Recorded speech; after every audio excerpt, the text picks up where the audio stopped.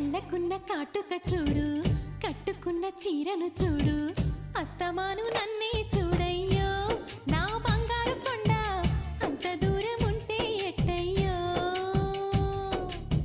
చెవులకున్న దుద్దులు చూసా, ముక్కుకున్న ముక్కెర చూసా, చూడమన్నవన్నీ చూశానే.